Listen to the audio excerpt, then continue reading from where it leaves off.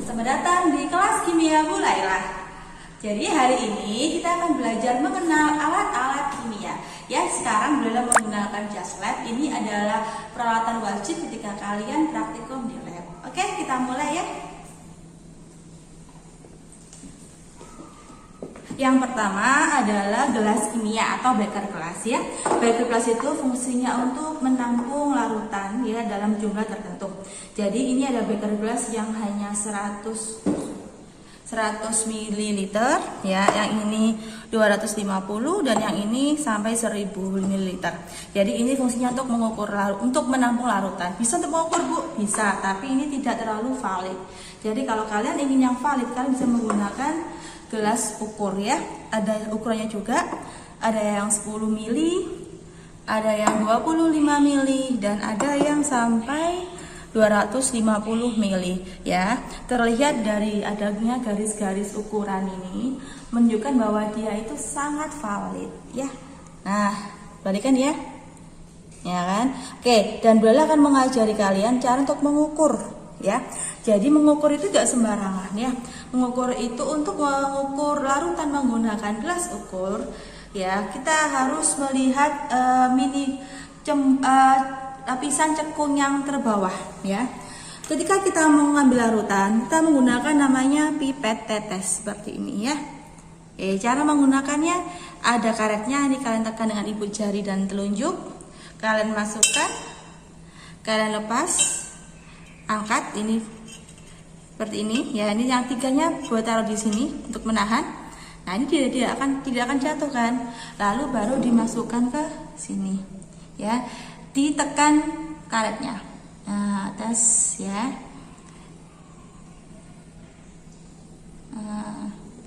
Kurang ambil lagi. Nah, dan untuk melihatnya berapa milinya, itu kalian lihat cekungan terbawah ya, dan mata harus posisi sejajar. Jadi jangan seperti ini, harus seperti ini matanya ya. Jadi harus lurus. Oke anak-anak. Oke, satu lagi ya, ketika kalian menggunakan pipet untuk satu larutan, maka tidak boleh digunakan kembali untuk larutan yang lain. Harus diganti atau harus dicuci bersih. Ya. Oke, selanjutnya adalah tabung reaksi ya, atau test tube. Ya, untuk mereaksikan larutan ya dalam jumlah yang kecil. Ada yang kecil seperti ini, ada yang sedang, dan ada yang besar. Ya, jika larutannya itu hanya sedikit dan isinya nggak boleh penuh ya, maksimal sepertiga aja ya, jadi nggak boleh penuh. Dan nanti kalian ini susah pegangnya, kalian bisa menggunakan namanya rak tabung reaksi. Jadi seperti ini naruhnya. Dan kalau sudah selesai mau dibersihkan, di sini tinggal dibalik saja ya. Jadi untuk mereaksikan larutan bisa menggunakan gelas kimia, bisa menggunakan tabung reaksi, tergantung dari jumlah larutannya. Jika sedikit menggunakan tabung reaksi, jika banyak menggunakan gelas kimia. Oke, kita lanjutkan lagi. Nah, tadi ada pipet tetes, ada juga namanya pipet volumetri seperti ini. Jadi dia ada volumenya. Untuk di sini sampai 10 mili. Ya, dan untuk mengambilnya menggunakan propipet seperti ini. Jadi pipetnya hampir sama modelnya, hanya beda aja ya. Di sini menggunakan propipet, di sini menggunakan pipet biasa. Ya, dan ini jelas volumenya. Kalau ini kan nggak bisa kan, hanya tes. Kalau ini ada volumenya, jadi mau berapa volumenya? Ya. Lalu berikutnya ada namanya gelas, namanya lampu ukur. Ya, seperti botol jin ya. Ini digunakan untuk membuat larutan. Jadi misalkan kita buat larutan, ini ada garis tipisnya di sini ya. Jadi kita ingin mengencerkan larutan dari yang berupa benda padat, ya zat padat menjadi zat cair. Maka tinggal dimasukkan ke sini, tambahkan air sampai batas yang memang diinginkan. Lalu kita aduk. Ya, kita kocok-kocok ya. Nah, jadi larutan. Jadi ini untuk membuat larutan. Ada yang kecil, ada yang 5 mili sampai yang besar 500 mili ya. Berikutnya ada ya, karena ini botolnya kecil, maka kita ketika memasukkan air susah kan, atau kita menggunakan pipet tetes jelas lama kan. Nah, lama sekali, maka kita bisa menggunakan corong kaca. Jadi pasangkan sini. Bisa kan? Oke, tahu ya fungsinya ya. Berikutnya adalah Erlenmeyer. Jadi ini Erlenmeyer, fungsinya hampir sama dengan tabung reaksi dan gelas kimia untuk mereaksikan larutan atau menampung larutan. Jadi tergantung penggunaannya. Kalau ini biasanya digunakan pada saat percobaan titrasi ya di kelas 11. Lalu ada namanya pipa U, bentuknya seperti U. Di sini dia digunakan untuk mereaksikan juga untuk praktikum elektrolisis. Jadi ada 2 larutan di sini nantinya. Oke, selanjutnya ada yang, nah ini adanya spatula ya, bukan SpongeBob ya. Ini spatulanya kimia. Fungsinya untuk apa, Bu? Mengaduk larutan. Jadi kita punya larutan susah kan nggak boleh pakai tangan kan? Jadi pakai ini aduknya. Nah, lalu berikutnya ada lagi ini. Ini namanya adalah sendok juga ya, seperti ini namanya spatula besi atau sendok. Fungsinya untuk mengambil zatnya. Jadi gini, ada zat ya. Karena kita nggak boleh menggunakan tangan, kita menggunakan ini. Jadi tinggal ambil pakai ini ya. Nah, jadi dapat kan? Nah, jadi untuk mengambil zat ya. Berikutnya adalah ini dia, namanya kawat nikrom. Fungsinya untuk apa, Bu? Untuk mengetahui warna api ya, untuk uji nyala. Yang di kelas 12 kalian akan belajar bahwa nyala api itu bisa berwarna-warni, ada warna orange, ada warna merah, ada hijau, ada ungu. Nah, kita mau tahu dari mana, Bu? Dari sini. Jadi nanti ini dimasukkan ke larutan yang ingin kita cek, lalu kita bakar di api. Ini kelihatan apinya warnanya beda. Selanjutnya adalah ini banyak juga di praktikum lain, nggak cuma di kimia, adalah termometer ya. Termometer ini punya syarat khusus ketika untuk mengukur, maka tidak boleh kita pegang gini ya. Kalau kita pegang seperti ini, nanti kita yang ukur adalah suhu tubuh kita. Jadi harus seperti ini. Dan ketika dipakai ukur larutan, tidak boleh ditaruh di kena dindingnya atau kena bagian bawahnya ya, nggak boleh. Jadi harus menggantung seperti ini. Capek, Bu? Iya kan, kimia harus tekun ya. Lalu berikutnya adalah kaca arloji ya. Jadi kaca arloji itu untuk meletakkan zat ya. Jadi ini juga ini ada timbangan ya. Ini timbangan. Nah, kita kan nggak boleh meletakkan zat langsung di sini. Jadi untuk meletakkannya kita bisa menggunakan menggunakan kaca arloji. Jadi ini kaca arlojinya. Lalu kita bisa timbang. Nah, kita taruh di sini. Jadi aman kan? Ya. Dan ada juga yang besar seperti ini. Jadi tergantung kebutuhannya ya. Selanjutnya adalah pelat tetes yang untuk uji coba asam basa ya. Kelas dulu waktu SMP pernah nggak? Mungkin nggak pernah ya kayak gini ya. Ini pelat tetes. Jadi larutannya itu seperti yang saya contohkan kemarin. Oke. Jadi nanti kita akan teteskan di sini. Ya, sekitar mungkin 2-3 tetes lah ya. Nanti kita cek dengan menggunakan kertas lakmus. Ini kertas lakmus warna merah ya, yang merah. Ini kertas lakmus warna biru ya. Kita tinggal ambil sedikit saja, taruh di sini ya, untuk mengetahui asam basa. Selain itu juga ada yang namanya indikator universal, bentuknya seperti ini. Ya, kalau yang tadi kertas lakmus kan hanya asam basa. Kalau universal ini untuk mengetahui pH. Jadi ada gininya, ada warnanya seperti ini. Nanti kita cocokkan dengan indikator yang ada di wadahnya ya. Ini pH berapa gitu. Jadi kelihatan di sini. Kalau ini itu mirip sama yang nomor sekitar nomor ini ya, nomor 4 ya. Memang nggak bisa sama plek ya, hanya yang menyerupai aja, yang mendekati ya. Dari mulai 0 sampai 14. 0 adalah yang paling asam, 7 adalah netral, dan yang paling basa adalah 14 ya. Jadi pH itu dari 0 ya, bukan dari 1 ya.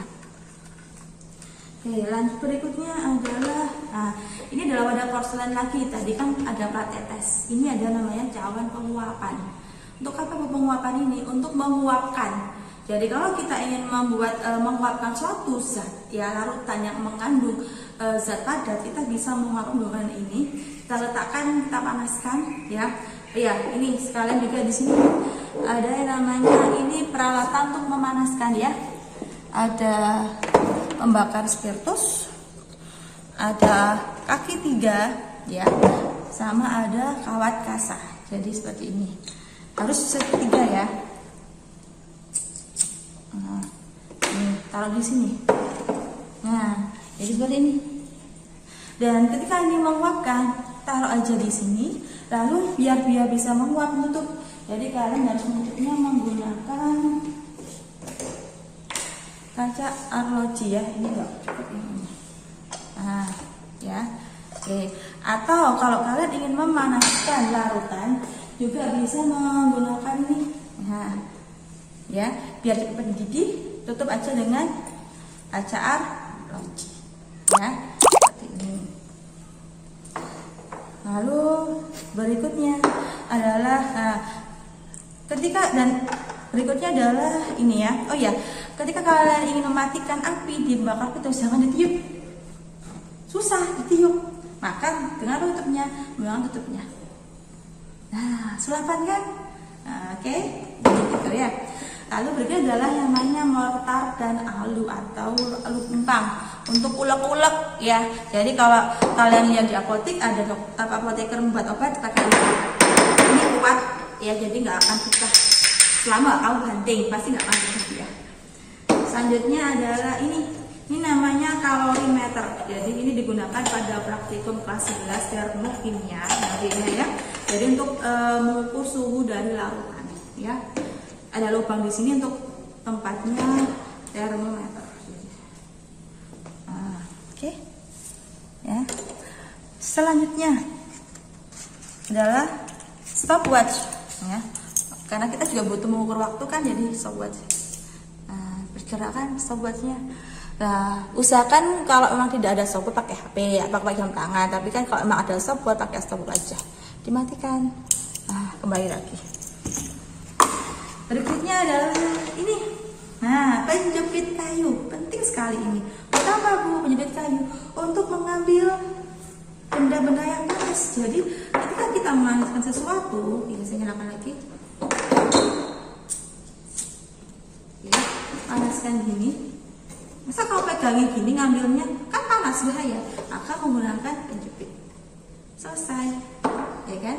Dan penjepit ini juga bisa digunakan untuk memanaskan tabung reaksi. Ya.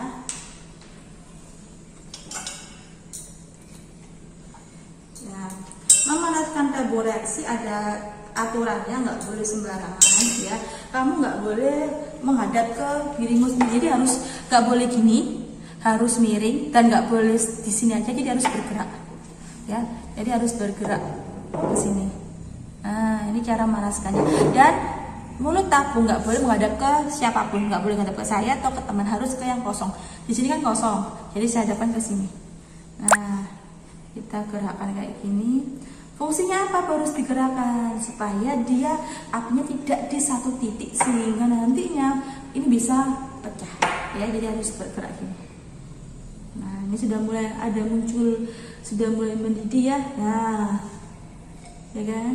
Jadi harus mirip, nggak boleh gini ya. Kalau gini nanti bolong di tengah, kan sudah mendidih. Oke, nggak panas kan tanganmu di sini? Matikan lagi pakai ini ya. Nah, selanjutnya adalah ini yang paling simpel dan paling penting juga adalah sikat pembersih tabung reaksi. Kalau kotor, gimana nyucinya Bu? Susah kan? Nah, pakai sikat ini. Tinggal bisa, digosok-gosok. Selesai. Selanjutnya adalah ini namanya statif dan lem. Jadi ada kalanya kita harus melakukan suatu praktikum itu yang butuh waktu lama, tadi seperti termometer. Kita bisa kalau ya jadi ini yang statif, yang ini yang klem. Jenisnya klem banyak. Kalau ini klemnya khusus untuk yang tipe U ya. Jadi kalau kalian praktikum nggak mungkin pegangi terus kan. Jadi kalian bisa menggunakan ini nanti. Oke ya, tinggal dimasukkan, di sini dibuka, dimasukkan ya. Selanjutnya adalah tempat penyimpanan. Jadi karena bahan kimia itu kan banyak yang bentuknya cair. Sebenarnya semua zat kimia itu bentuknya padat, ya. Semua padat, tidak ada yang cair sebetulnya. Nah, untuk membuatnya dalam bentuk cair maka harus disimpan. Disimpannya nggak sembarangan, di botol, ya. Botol khusus, ya, botol kaca. Ada botol kaca dan botol plastik tergantung sifat larutannya.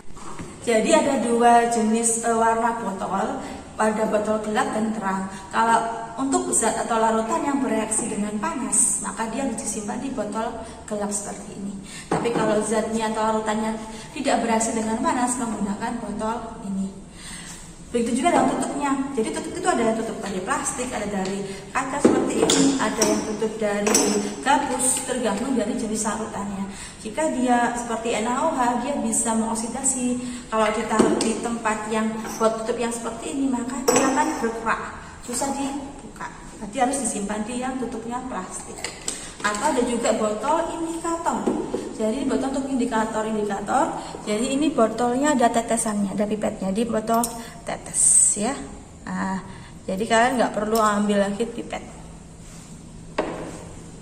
Oke, cukup sekian pertemuan kita pada hari ini. Jika ada pertanyaan, sampaikan di kolom komentar dan menggunakan bahasa yang baik. Dan ini hanya sebagian kecil dari peralatan atau alat di praktik di laboratorium kimia saja.